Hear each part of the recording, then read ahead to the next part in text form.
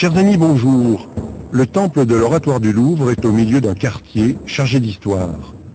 Séparé par la rue de Rivoli, il fait face au musée du Louvre, l'ancienne demeure des rois de France. Dans cette salle des Cariatides, au milieu du XVIe siècle, les protestants déjà célébraient leur culte. Le 22 août 1572, l'histoire se précipite.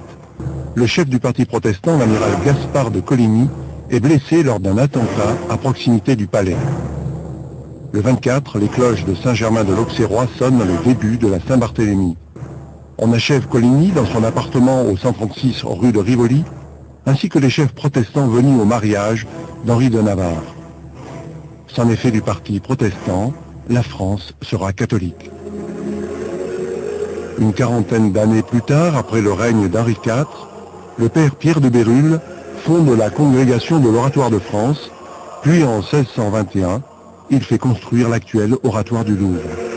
En fait, la réforme religieuse avait déjà commencé, en France et partout ailleurs.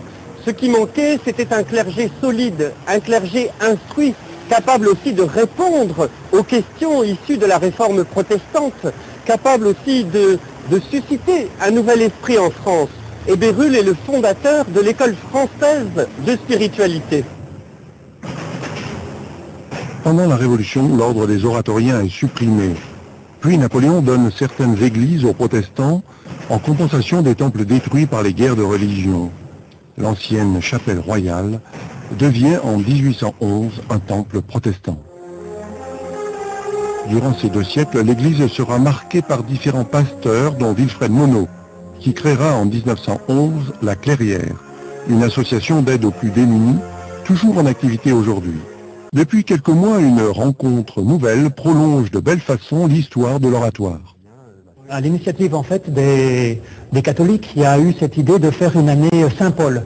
Et donc ils ont fait appel à nous pour voir si on pouvait faire quelque chose ensemble. Et effectivement, on a fait un groupe biblique autour des grands textes de l'apôtre Paul. Et ce groupe biblique, commun à Saint-Eustache et à l'Oratoire, a eu finalement un certain succès. Les gens étaient contents de ce dialogue. Et on se disait ensemble, finalement à deux, eh bien on a l'impression que les gens étaient 3 fois plus contents à travers ce dialogue, cette lecture à 2 voix des épîtres de Paul. Il y avait vraiment quelque chose qui s'est produit, je pense. Oui, c'est un retour des oratoriens à l'oratoire dont je me félicite parce que je crois que nous avons beaucoup de choses à nous dire entre protestants et catholiques. Je crois qu'autour de Paul notamment, il fallait retrouver cette unité dans la diversité. Et je crois que nos 2 paroisses étaient faites pour s'entendre, pour s'écouter, pour dialoguer et pour prier Saint Paul ensemble. Eh bien, nous allons maintenant retrouver les fidèles rassemblés pour ce culte diffusé ici à Paris, dans le temple de l'Oratoire du Louvre.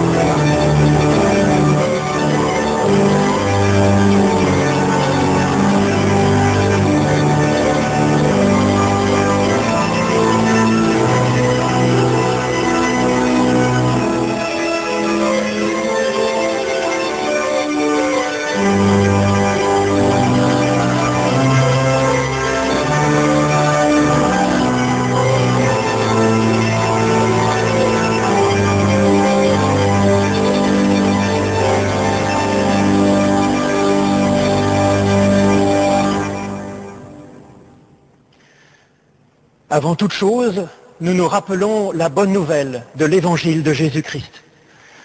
Dieu nous aime tellement qu'il nous appelle son enfant bien-aimé, et nous le sommes vraiment. Qui que vous soyez, pauvre ou riche, jeune ou vieux, malade ou bien portant, triste ou joyeux, savant ou illettré, vous êtes l'enfant bien-aimé de Dieu. Cet amour parfait nous a été dit et nous a été montré par Jésus, le Christ, le témoin fidèle.